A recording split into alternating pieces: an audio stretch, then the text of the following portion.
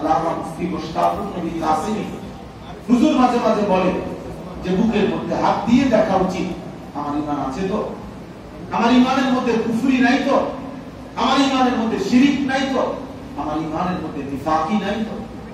কুফর ঈমানকে ধ্বংস করে দেয়, শিরিক ঈমানকে ধ্বংস করে দেয়, নিফাক মানে মুনাফিকি ঈমানকে ধ্বংস করে দেয়।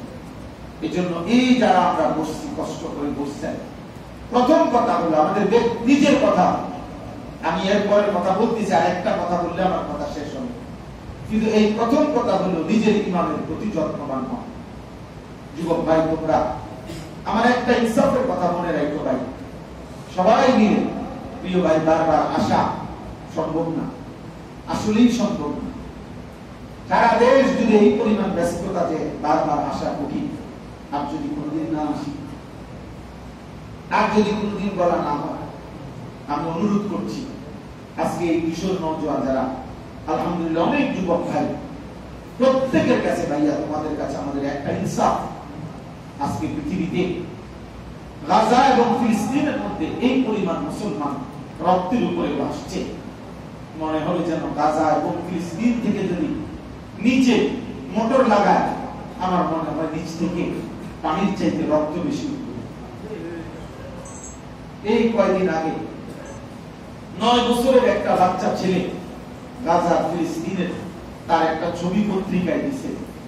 9 বছর বয়সী সুন্দর ফুটফুটে একটা ছেলে, তার 2টা হাত বোমার আঘাতে পুড়ে গেছে। সে এই ছবিটা দিয়ে সে পৃথিবীবাসীর কাছে, সবার কাছে একটা প্রশ্ন করছে, পৃথিবীবাসী মাত্র 9 বছর বয়সে আমি আমার 2টা হাত হারায় ফেললাম, আমি গোটা পৃথিবীবাসীর কাছে জানতে চাই আমার আগামী জিন্দেগি আমি কিভাবে চলব।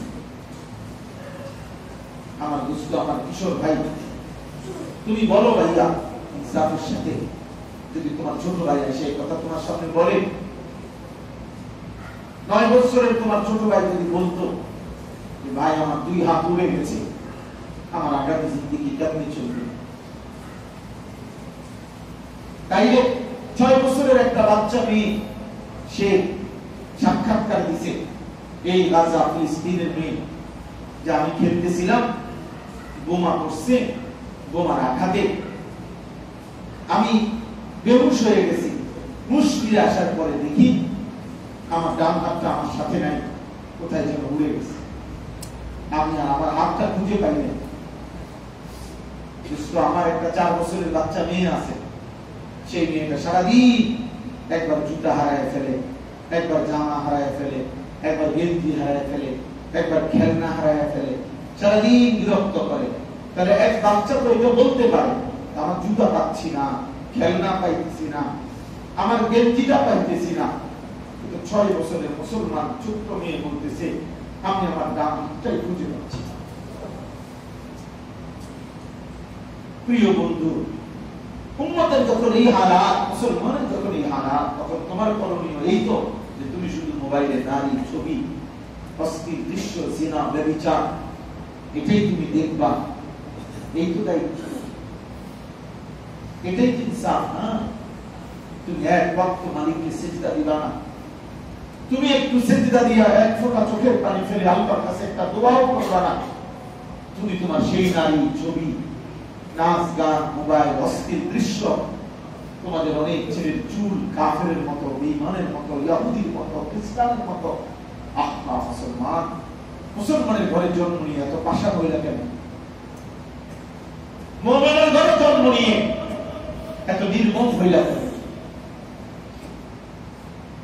এত পাশা হইলা কেন?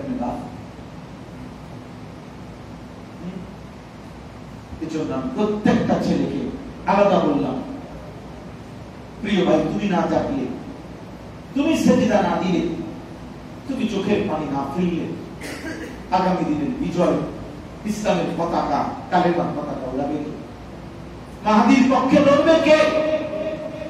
ইসরায়েলের ওই ইহুদি বেঈমানরা, খোদার কসম, এরা শুধু ফিলিস্তিনের বিরুদ্ধে যুদ্ধ করে না, ওদের সিদ্ধান্ত, ওদের বিশ্বাস, ওদের আকীদা যে শেষ জামানায় যে দাজ্জাল আসবে, সেই দাজ্জালই মূলত তাদের প্রভু, তাদের খোদা।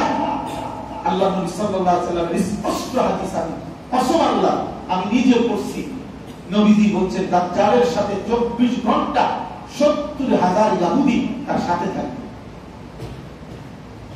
তার সাথে থাকবে। এই ইহুদিদের সিদ্ধান্ত গ্রেট ইসরায়েল কায়েম করবে। একটি রাষ্ট্র শুধু এই ফিলিস্তিনের এক অংশ এটা না, এটি মহারাষ্ট্র, এটি মহারাষ্ট্র। গোটা মুসলিম পৃথিবী দাজ্জালকে সাথী করে সমস্ত মুসলমানকে হত্যা করে গোটা মুসলিম সাম্রাজ্য পুরাটা দখল করে এরপর একটি পূর্ণাঙ্গ ইসরায়েল রাষ্ট্র, গ্রেট রাষ্ট্র, মহারাষ্ট্র প্রতিষ্ঠা করা, এটা তাদের স্বপ্ন। এই জন্য দুষ্ট ইসরায়েলের এই কুত্তারা যদি টিকে থাকে, এই বেঈমানরা যদি টিকে থাকে, তুমিও নিরাপদ না, আমিও নিরাপদ, তোমার সন্তানও নিরাপদ না, আমার সন্তানও নিরাপদ না। ভাই আমি মুসিবতে আক্রান্ত হব, নয়তো আমার পরবর্তী জেনারেশন কি হবে? মুসিবতে আক্রান্ত। প্রতিবেশী কিন্তু ঘন্টা বাজায় ফেলছে,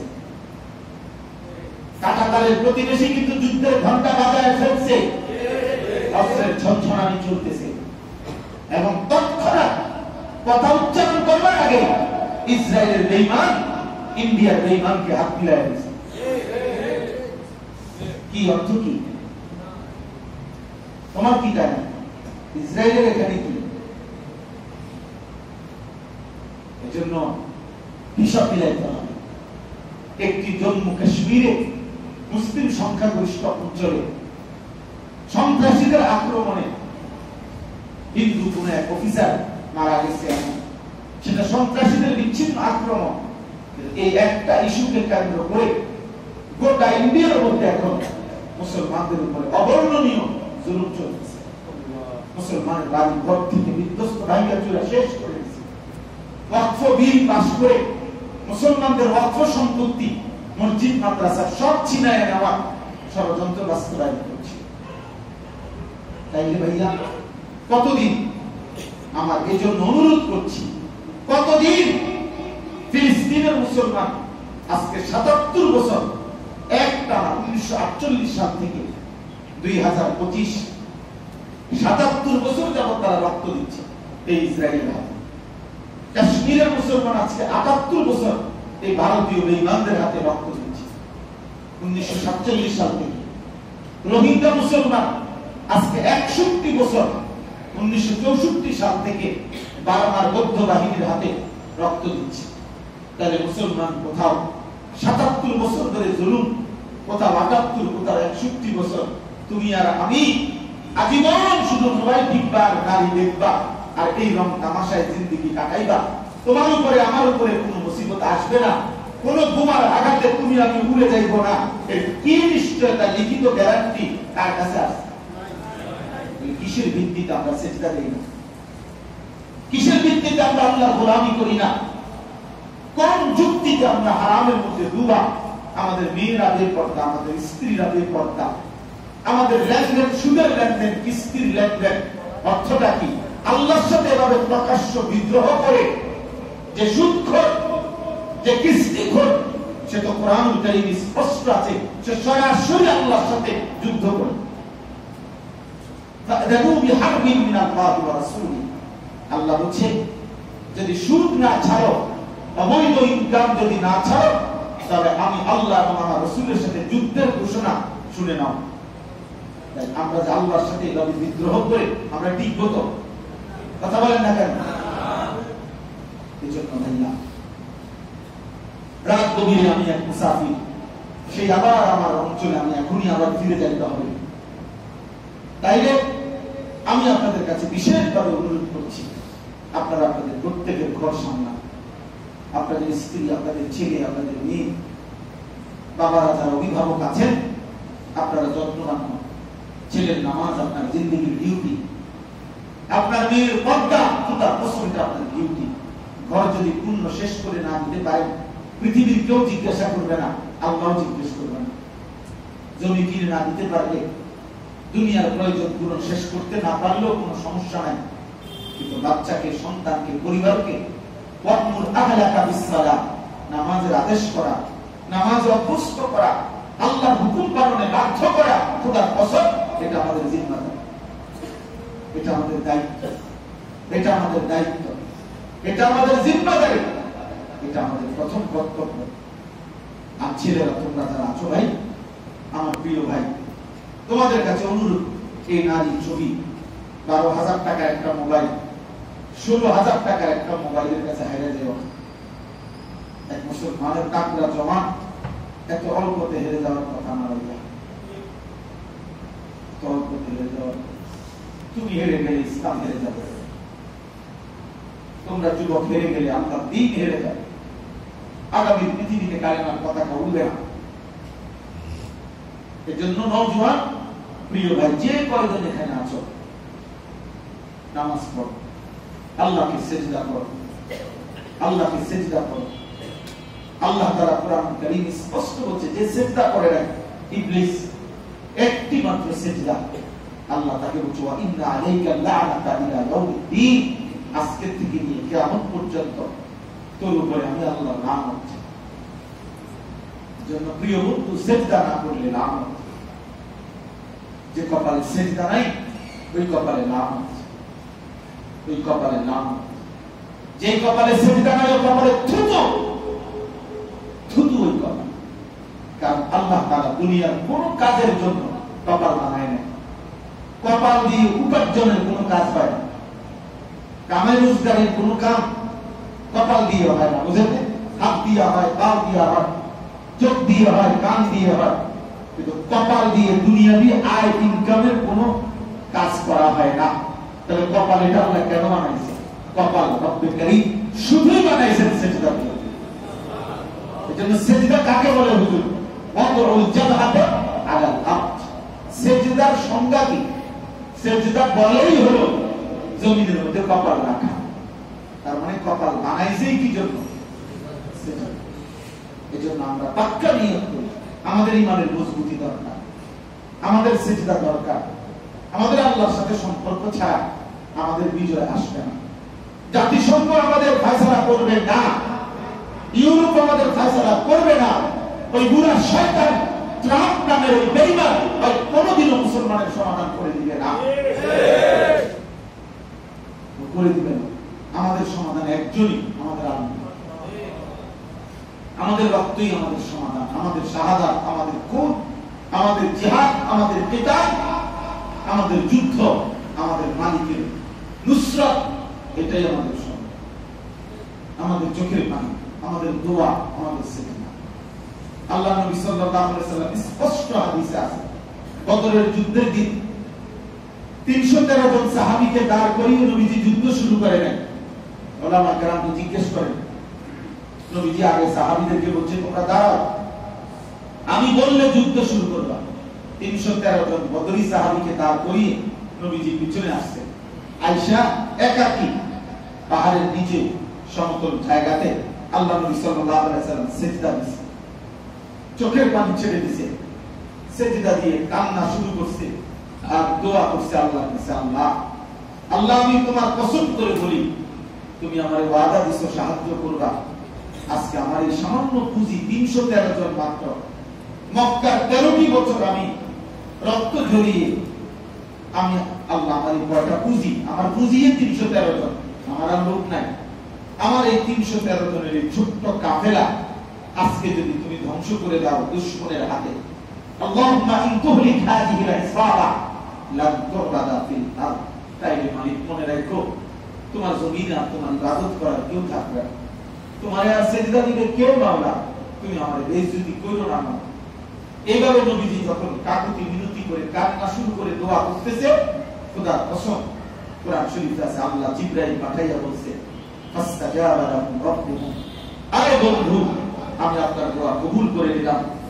আপনি মুমিতুকুম বিআলফিন মিনাল মালাইকাতিল মুরদিফিন, আমি এক্ষুনি 1000 ফেরেশতা যুদ্ধের সাজে সাজিয়ে আপনার সাহায্যে পাঠাইলাম।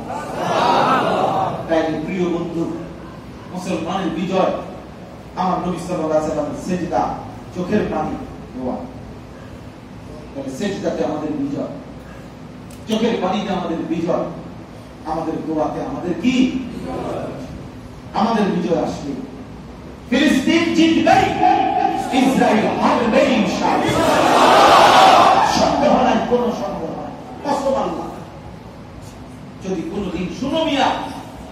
একটা মুসলমানও বেঁচে নাই ফিলিস্তিনে, সেদিনও ইয়াকিন রাখেন জিতবে মুসলমান, হারবেই বেঈমান, জিতবে ফিলিস্তিন। হ্যাঁ, আল্লাহ দেখাবে, অবশ্যই বিজয় হবে, অবশ্যই আল্লাহর দ্বীন বিজয়ী হবে, সারা পৃথিবী কালেমা বিজয়ী হবে, মাহদীর পক্ষই বিজয়ী হবে, ডাক্তারের পক্ষই বেড়ে যাবে। এটাই সত্য, এটাই বাস্তবতা।